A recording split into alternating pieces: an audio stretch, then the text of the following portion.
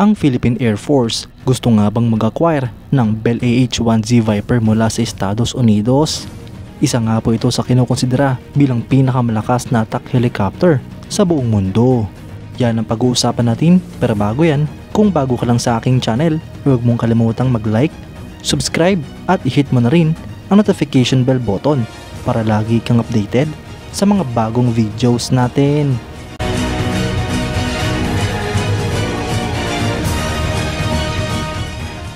Isa nga po sa kinukonsidera noon ng Philippine Air Force na magiging bagong attack helicopter ng Pilipinas ay ang Bell AH-1Z Viper mula sa Amerika.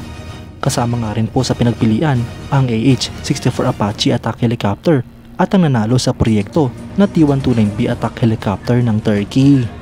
Ang Bell AH-1Z Viper mga idol ay isang twin engine attack helicopter na nakabase sa AH-1W Super Cobra. Ito nga po ay dinisenyo at produce ng American aerospace manufacturer na Bell Helicopter. Isa nga po ang helicopter na ito sa latest member ng prolific Bell UE family. Tinatawag nga rin po ang helicopter na ito bilang Zulu Cobra na nakabase sa military phonetic alphabet pronunciation ng variant letter. Ang AH-1Z mga idol ay dinevelop noong 1990s hanggang 2000s bilang parte ng H-1 upgrade program kasama ang United States Marine Corps. Ito nga po ay isang essential na modernization sa serbisyo ng existing na AH-1Ws. Base nga po sa original na plano ay intended nga po ito bilang rebuild program, ngunit nagkaroon ng order na gumawa na lamang ng mga brand new na helicopters. Ang AH-1Z mga idol at ang Bell UH-1Y Venom utility helicopter ng mga idol ay merong magkaparehong tail boom, engines, rotor system, drivetrain, avionics architecture, software, controls and display at merong 84% na identical components. Ang Viper mga idol ay unang lumipad noong December 8, 2000 at na-introduce noong September 30, 2010.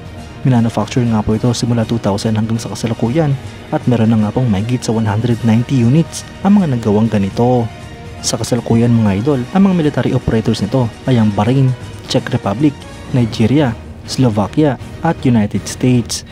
Mga idol na kabalita nga po noon na kasama sa pinagpilian ng Philippine Air Force ang AH-1Z Viper ng Amerika.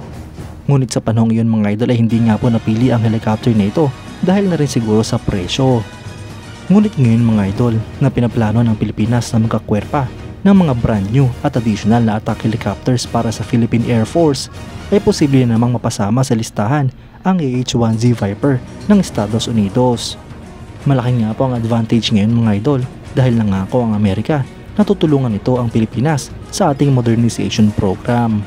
Marami na nga rin pong mga US-made military equipment o assets ang ino-offer ng Amerika para sa Pilipinas. Bukod pa dyan mga idol ay magaganda nga rin po ang offer na binibigay ng Estados Unidos na talagang papabor sa ating bansa. Kaya't sa plano ng Philippine Air Force na mag-acquire ng additional na attack helicopters ay malaki nga po ang posibilidad na AH-1Z naman ang mapili ng ating bansa. Kayo mga idol, anong masasabi nyo? Comment down below for your thoughts and opinions. At yan nga lang po ang pag-uusapan natin ngayon mga idol. Maraming salamat sa panonood. Huwag nyo rin kalimutang mag-like at subscribe bilang suporta sa ating channel. Mabuhay kayo mga idol!